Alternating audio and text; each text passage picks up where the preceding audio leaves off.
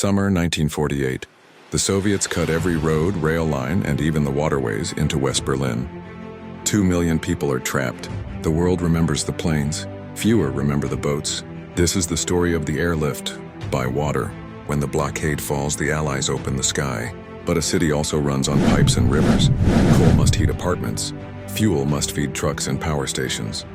If the Soviets choke off barges coming from outside Berlin, the Allies will improvise inside Berlin, using its lakes and canals as hidden arteries. First, a flying boat lands where no runway is needed. On 6th of July 1948, short Sunderlands and civil Hythes begin touching down on the Havel, the broad waterway by RAF Gatow. They bring bulky cargo, including salt, a corrosive load the flying boats can tolerate better than land planes, and they taxi to moorings while Berliners line the banks to watch. The river becomes a runway. It works until winter ice closes the surface. Fuel is the real headache. Early wet lift flights deliver aviation fuel and gasoline in tank aircraft to Gatow. Their ground crews offload into underground tanks, then pump it straight onto barges waiting on the Havel. Those barges carry it across West Berlin's waterways to where trucks can't easily go. The air brought the liquid in, the water moved it around. The flying boat trick eases pressure on crowded runways. The barge pipeline keeps vehicles rolling. Meanwhile, engineers pile Berlin's shattered brick into new runways, Tegel rising from rubble, so even more aircraft can land while the water network handles what the runways can't. Asphalt to pave those strips even arrives by air, 55-gallon drum by 55-gallon drum. Brute ingenuity, one layer at a time. None of this is simple. The Havel is cluttered with wartime wrecks.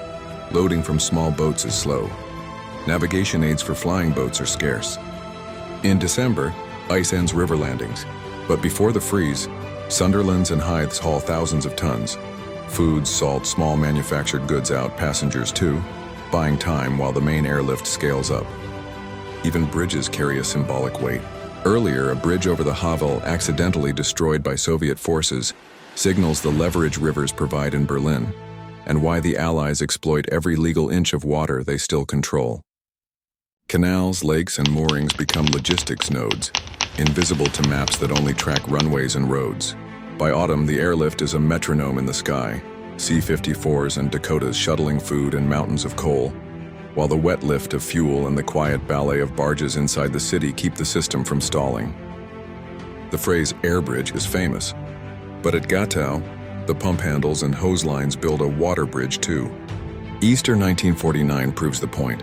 The Allies set records, thousands of flights, vast tonnages of coal, yet the invisible wins matter as much.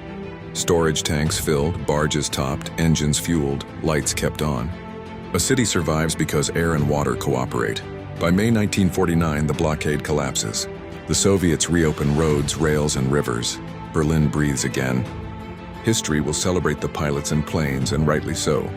But remember the boatmen, riggers, and pump crews who turned rivers into supply lines, the flying boat crews who landed on a city's lakes, and the barge masters who moved fuel where no truck could go.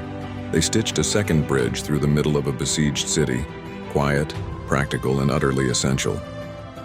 The lesson endures. In crises, infrastructure hides in plain sight. A runway may be a lake, a pipeline may be a hose over a barge rail, and a city cut off by land can still be reached if you understand its water. The Berlin Airlift wasn't just wings in the sky. It was keels on a river, pumps on a quay, and the stubborn idea that there's always another route.